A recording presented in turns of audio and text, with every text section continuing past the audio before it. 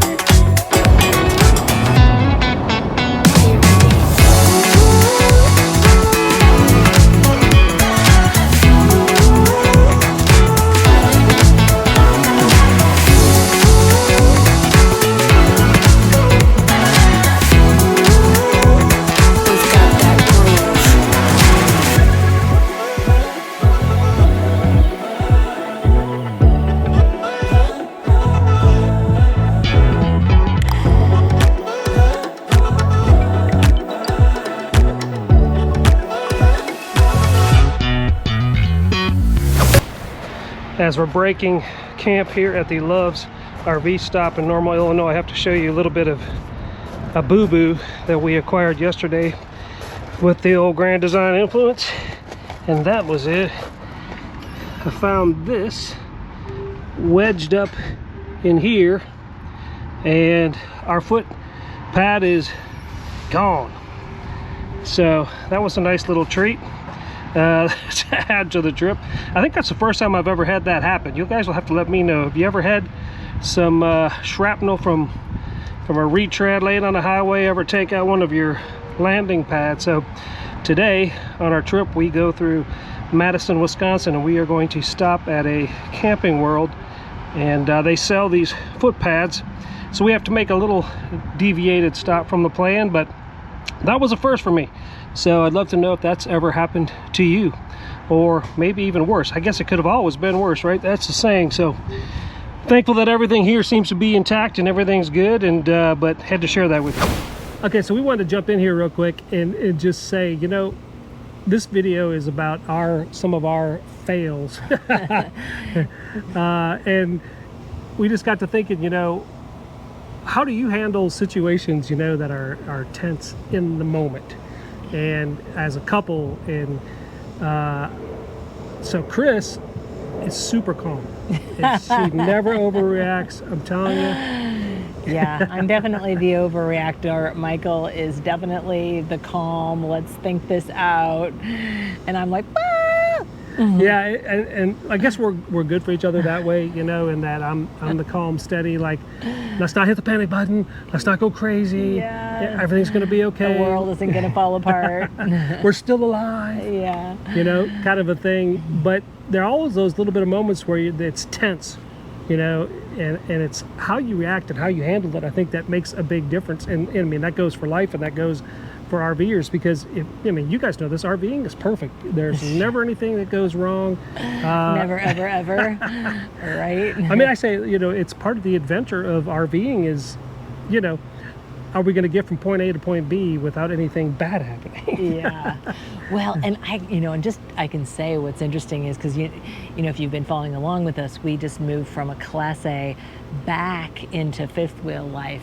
And even with all the mishaps that we've had, I can tell you, I'm so happy to be back. Yeah, we still love being in the fifth wheel and love the fifth wheel life.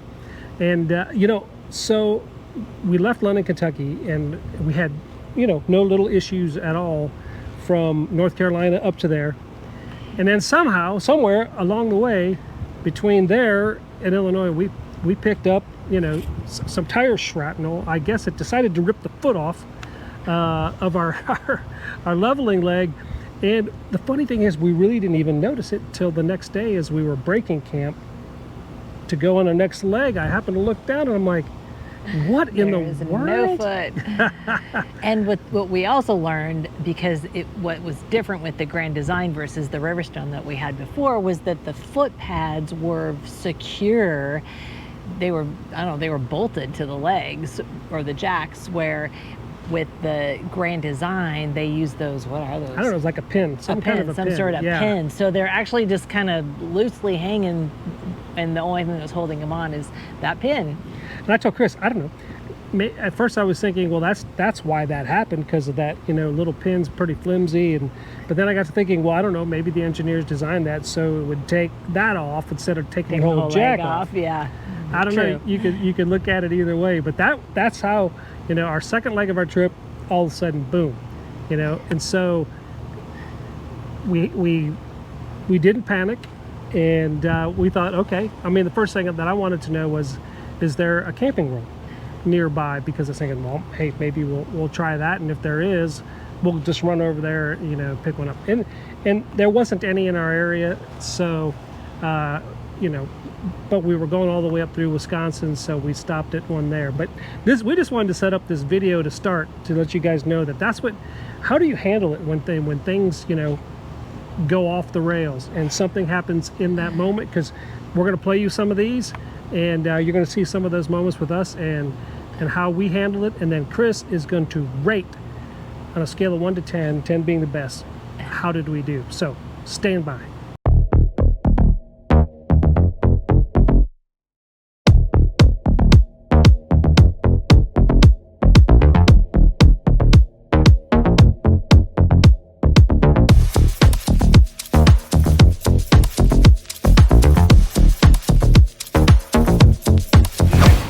So I stopped at Camping World here in Madison, Wisconsin, and this is not the exact same, but it's going to do in a pinch till we can order the right one. So, you know, it's not the original, it's not the OG, but for right now, there you go. That's going to be that's going to be the new shoe. So it's like, you know, you can't get the ASIC shoe, you got to get the Walmart brand shoe on your foot. Anyway, that'll do for now till we get one on order and get one coming for us. So hey, and I think with our Good Sam's we paid like 14 bucks for this. So anyway, but you know, we wanted to stop at Camping World, you know, just to give them a little business here in Madison, Wisconsin. Yeah, definitely an unexpected stop. We were not expecting to make a pit stop at Camping World, but good opportunity for a bathroom break. Yes, that's true too. So as you can see, we went to Camping World and we thought we were getting the correct foot, the right size, and all that, and we got there, wah, wah, wah. It was not the correct. So again, and we gave them all the information about our RV year, all of that. So yeah, and anyway, you know, like I said in the video, it'll work in a pinch. But I don't know about you, and I think Chris and I are both this way. If a piece breaks, I want the correct piece back. That should be there. I'm not a big generic, you know, we'll just do a generic thing, or we'll just, you know, yeah. I like to have the right. Well, you want it to look right uniform, one. Right? Yeah. We had a peg leg. So that's how that sits. So we put that on, as you saw in the video, and we got on the highway. And Chris, what do we do next? Yeah, so I called Grand Design because I wanted to find out, you know, I wanted to get the specifics on that particular foot for our model. And once again, 30 minutes on hold, got put into voicemail. Well, actually the first time it said, if you'd like us to call you back. So that's what I did the first time after waiting on hold for a half an hour. And somebody actually did call me back, but when they didn't like what my question was, they were like, oh, sorry, can't help you with that. Didn't even offer to like send me anywhere else. It was just like, bye. And I'm like, ah, I would have, you know. Anyway, so we called back, left another message, and actually it wasn't too long, maybe. It was better. Yeah, maybe an hour, 2 hours. I mean, we were on the road for over 6 hours, so maybe an hour. Anyway, they called back and she gave us the specs on that particular foot. And so I was going to actually just order it direct from Grand Design Parts. And she was kind enough to say, well, I think ours are probably higher than Lippert, so you may want to check out Lippert's price, which I thought was great that she gave us that suggestion. I think it was in the like 69 or something like that. So I got online and looked at Lippert, which was $52.95. But once I figured out the specs on it, I pulled it up on Amazon, and Lippert had on Amazon the same foot for, it was like $34 for the win. Yes, for Amazon the win. for the win. And I think there was a generic one maybe for 31 or 32, but I wanted the Lippert. So yeah, so that's how we handled that crisis. And and we did actually, so we had that because we were heading north, right?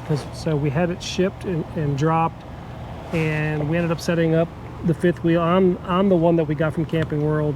And then we definitely, put on the correct one, but that's how we handled that crisis. Yeah. I think we did good at that one. Yeah, we did. I mean, obviously the world wasn't coming to an end, and we could obviously still put the jacks down even without that foot. But you want it. Exactly. So, and yeah, the Camping World one did the trick until we got the correct one. All right, on to the next mishap. Here we go. Okay, everybody, we're having ourselves a bit of a situation here. We got an electrical situation. This is a first for us since owning our Grand Design Influence fifth wheel, and that is, well, I'm going to let Chris tell that story, but first of all, when you have a new RV, there's a lot of things, that it's the adventure of RVing, and you don't know some things. You think you might know everything, and then something like this happens, and you find yourself going, all right, how are we going to handle this situation? So I'm going to let Chris tell you what happened, what created this situation, Chris, that we are in right now. Well, Chris created this situation. What? Yes, I was making coffee with the Breville and making me coffee, and the ice maker was on, and I was toasting Michael his bagel in the air fryer all at once. What an awesome wife, guys. And everything just blew. Pop. Everything everything just all the outlets went dead. So we started the hunt for the GFIs, and we went to all the usual places you would think they would be, and to no avail. They're not there. And we're coming up empty, everybody. We are coming up empty. I can't believe it. This little GFCI is just kicking our butts right now. So we have to try to figure out. We're going on the hunt. You heard of Where's Waldo? Yeah. Well, where is our GFCI reset switch? We're trying to find it. So in these moments, again, it's like, how do you handle these moments? And do you panic? Chris, are you panicking? Where are you at in this? No, because the lights are still on and the air conditioning's running at the moment. So, so I am not panicking. That is the nice thing about this, because so the only thing that's off right now is all the outlets are off, but the AC is running, lights are on. So we're happy for that, because it is baking. It is cooking outside. It's been in the 90s, so it's super hot, but we're still cool. So we're cool. We're cool. Yeah. It's a play on words. We're still hanging cool. But we've been going at it now for 4 hours, and this thing, I'm telling you. So we've done what? Tell everybody what we've done so far. Well, we've called Grand Design and left 2 messages. Waited on hold 30 minutes before I got their voicemail both times. And we called our dealer, and our dealer gave us a couple different suggestions, to which none worked. And so we're hoping to hear back from a service tech from them. But I got on the Grand Design maintenance and repairs Facebook page. So thank you all for, if any of you are out there on this, thank you for so much. This is like so helpful, and I got so many responses, and unfortunately every single one of them was not correct. So tell everybody, what was the number one thing we kept The number one hearing from thing was, It's going to be, the GFI is going to be near a water source. It's going to be in the bathroom. Somebody said that there was under the stairs, there was some other secondary box to which our stairs are, there's nothing under our stairs. So, lots of great ideas and Yeah. very, very common ones because, you know, when we had our grand design, listen to me, can't talk, our Riverstone fifth wheel, it was in the bathroom, and I think we had one in the kitchen. up in the kitchen. And same with the Easy to the find. Newmar too. Yeah, same with our Newmar. So, you know, that's why we're kind of laughing, because you want to say, oh, you're really good RVer, you're expert level RVer, and then this little switch we cannot find. So we sent a message to Stan at Over the Hill Adventure, because I know that they have an influence as well. So we're just waiting to hear back and see if he has time to respond, and if he'll be able to help us. But yeah, going on 4 hours and no grand design and no dealership. And listen, folks, it was painful. We had to listen to 30 minutes of elevator music. Twice. Not once, yeah, but twice. Meanwhile, you know, I've double checked these crazy outlets all over, inside and outside. I think I found every RV outlet that Oh yeah, there that was is. the other thing. That was outlets in the bays below. So yeah, he checked every Yeah, single. I checked We know of outlets that we didn't know were there before. So we are pretty well versed on the outlets in this particular RV. But what's so cool about this is, you know, is in this moment, you know, you're like, okay, so you have resources, you know what I mean? And so we've kind of been checking on those resources. We started with Grand Design. We haven't gotten any response from that, so then we went to Blue Compass and our dealer, and we have talked with them at least twice and still have nothing resolved. And then you've been in the forum, and we've had some great answers. And so you just keep going, and now, you know, like the game, we're reaching out and phoning a friend, and hoping that Stan will maybe be able to help us, you know, with his 2024 Grand Design influence, help us figure out, you know, maybe there's some, I don't know, same electrical kind of setup. Now, I want to show you something, because I don't want you to think that, you know, the big thing is always, well, did you check the breaker box? Well, yeah, I mean, duh. That's one of the first things that we checked. And we did find something a little different with this breaker box that I want to show everybody here. In this breaker box, down here at the bottom is GFI 1 and 2. So I know that those are tied in. And you'll see some test switches. So I have pushed those switches and nothing happens. Nothing.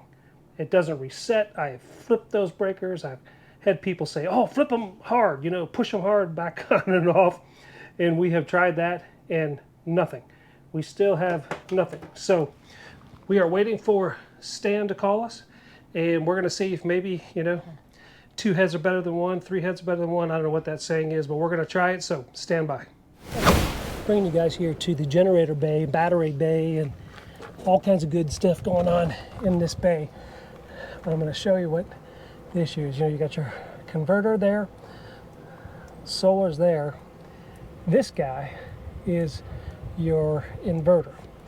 And what I found out today, and what was our culprit in the chain of command here, was that right here, this is a reset button as well.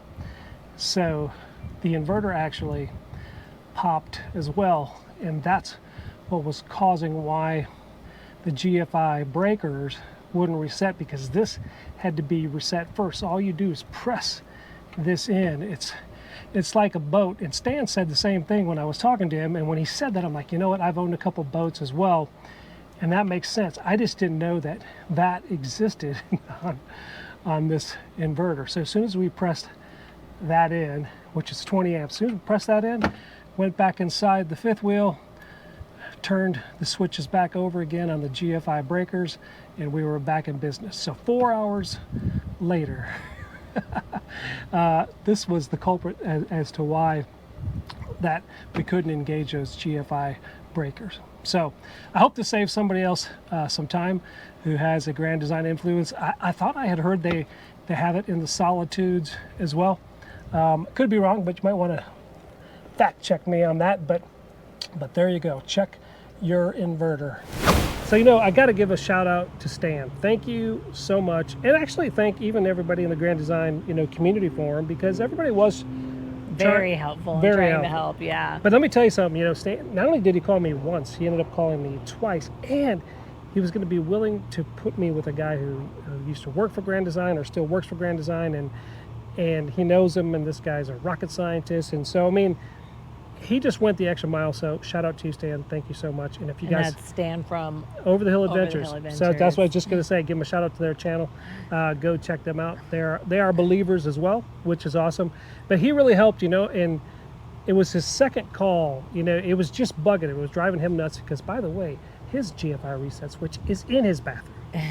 Well, and he has a 24 influence where we had, no, was it a 24? Yeah, he's got a 24 and we got a We 25. have a 25, yeah. So they flipped everything, you know, just 1 year. That goes to show you how, you know, how close that they'll just, hey, we got an idea. And I'm not saying it's not a bad idea, you know, for this, but what I wish they would have put in the manual, because as you guys saw the video, Stan and I, you know, found it in the electrical bay up on the inverter. I tell you what, you know, I wouldn't have looked there. We couldn't find anything in the manual. Still no call from Grand Design, by the way. Or our dealer, yes, it took 3 days for them to get back. And our dealer never got back to us either. And that's a whole funny story too about the Grand Design guy, because when he finally called 3 days later after we'd already been up and going, and he was like, well, I got a voicemail by you guys and I thought I would just call to see if you had figured out the problem. And you're like, 3 days later? Thankfully we had. So 1 to 10, do you want to rate us 1 to 10 on that? How did we handle that situation? Probably an 8. Yeah. What do you think? Yeah, I think 8 because we, you know, I think we did some good steps. my biggest frustration probably was with the fact that we just couldn't get anybody to call us back, right? I'm like, what? And you know, having had a Newmar and had our Riverstone, like the calling customer service was like top notch. So this was like a new experience for us. Yeah, not getting a call back at all. For 3 days. But okay, so 8 now. All right, let's roll to the next one. Okay, so while we're waiting on Grand Design to give us a call back, everybody give us a call back, I told Chris, let's share another moment that could have been like just catastrophic almost for us here. And it's a simple thing, but I'm going to let Chris tell that story too. Yeah, well, it was another Chris.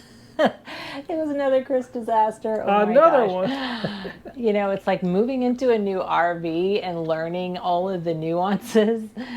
Yeah, crazy. So this sink that we like thought was so cool because of all the different features it has in it, which they are actually kind of cool. Part of the problem is I'm left-handed, and so when I have to reach across, I don't know if you look down here, this is how we have to turn. This is how we have to turn. And some of you may have this. So yeah. You may get this. So it's this way for, you know, the faucet, and this way for this great vegetable spray. And the problem is because I'm left-handed, it's awkward. And so the other night I turned it on. Well, actually when we were moving in, I turned it on while it was dark to get some water, and when I turned it back off, I turned it too far, or maybe it was not far enough. I think it was too far, and there was a trickle of water coming out of that vegetable spray, and I didn't realize it, and we went to bed, and our gray tanks were pretty full before we went to bed. Oh, so what happened the next day? Yeah. So at about, I don't know, 6:30 a.m., I woke up to this drip, drip, drip noise, and I was like... You know, that's never a good sign. Yeah, definitely not in an RV. And I'm like, what the heck? And so I, of course, sprung out of bed, came in here to see, first of all, a little river, like literally running from here, and it was like quickly heading towards the... towards the pantry door. Big. No, it wasn't super big, but it was obviously, you know, it was going somewhere. And then I walked over to the sink to find out what was going on, and the sink was literally absolutely full to the top, and the water was slowly running off. And Another river. Yes. And this is like totally, thank the Lord on this one, because we were moving in. We actually had one of those black crates literally sitting right here at the edge. Right on the edge, yep. Right there on the floor. And it was probably filled with at least 3 inches of water, if not more. Yeah, you guys have heard of waterfall islands? We literally made this a waterfall. Literally, oh my gosh. So obviously, so I'm screaming at Michael, who's still in bed, and and so of course you gotta come down here. He flies out and opens up the gray water tank so that and then the sink started draining. But boy, I mean, had that not been here, we would have had a grand disaster. It would have been a grand disaster on me, right? Yes. Okay, so this whole video is about how do you handle these situations as professional RVers that we are, and we never have any issues. We always do things right the first time. I know. So we would love to hear from you. How do you handle those situations? And, how would you handle those situations? Yeah, I mean, or your own situations. We'd love to hear your stories. Any stories that you may have. And so we've come up with a list of things that we think will help these scenarios if we all put them into practice. So Chris is going to read those because Yes. neither one of us can memorize all this. No. I wish we could, but we can't. I said the first one we should always do is, what would Jesus do? What would Jesus do? WWJD. Yes. So these are the rules from Michael, or There the we go. suggestions. Yes, the So number suggestions. 1, pause before you react. Isn't that true? Right? Your first reaction is rarely the best one. Right? I think that'll preach. Michael's very good at doing that. When something goes wrong, stop for 30 seconds before making a decision. The short pause helps you think more clearly. Is that what you do every time, babe? I think I do that a lot. Because and that reminds me, there's a scripture where it says, be still and know that I am God. Yes. And he says, panic makes problems feel bigger. A pause makes solutions easier to see, right? Oh, Those are wise words. Number 2, focus on the next step.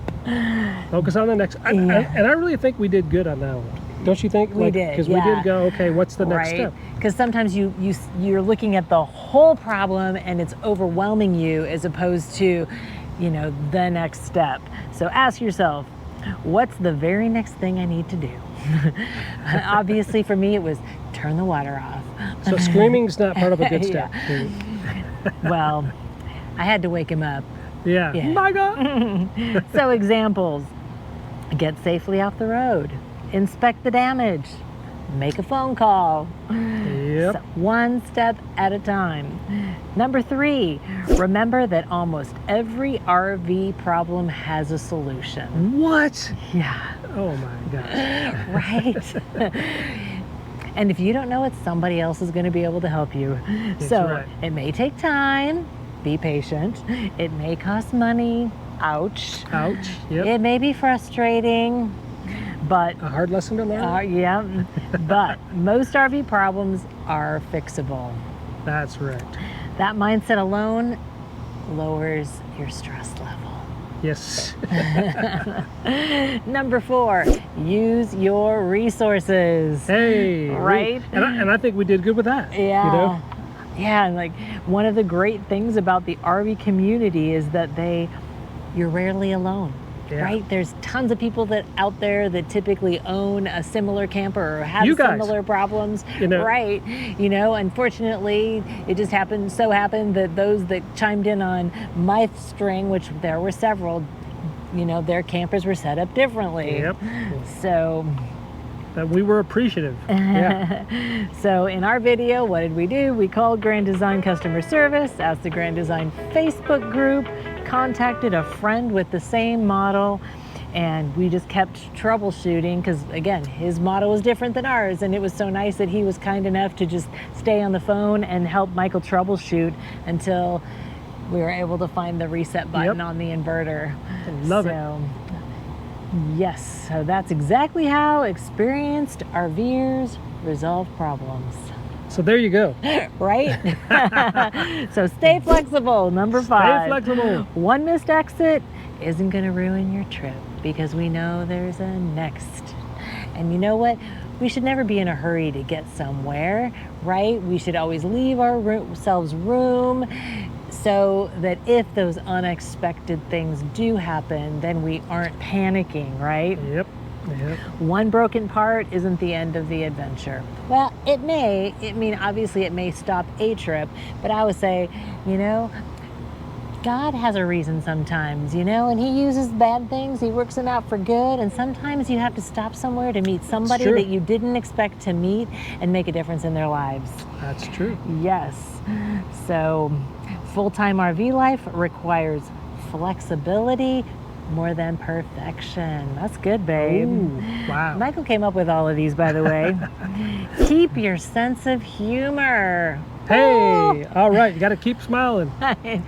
Keep the joy. Yeah. The Bible says, you know, the joy of the Lord is your strength. It Keep your joy. is. Amen to that.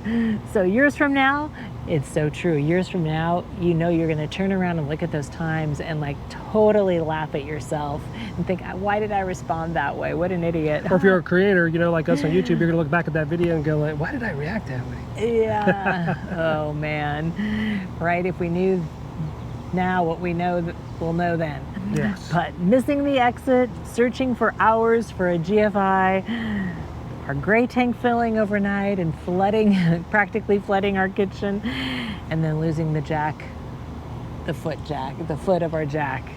So, you know, those moments, you know, they become stories that we will never forget, right? And that's part of the, you know, that's part of the journey, you know, and it's also fun to see how we can overcome those hurdles.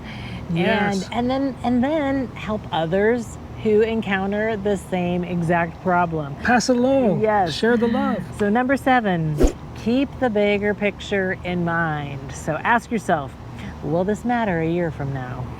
No. Most of the time, the answer is no. And you've just about caused yourself to have a heart attack and panic attack over something that, you know, you don't need to. Yep. So you're still traveling. You're still together. You're still living the dream. And you're still making memories, right? That's what Which it's all is the about. most important thing. Enjoying time together, being together and working out and resolving the problems together. And that perspective changes everything. Yes, it does. So, a great closing thought for the video. Pastor Michael says, every experienced RVer has stories like these.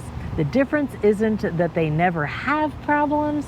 The difference is they've learned to stay calm, solve one problem at a time, and keep on enjoying the journey. Yes, that's a good closing thought. I wish I had wrote that. I think you did. So with that, you know what? We say God bless. And safe travels.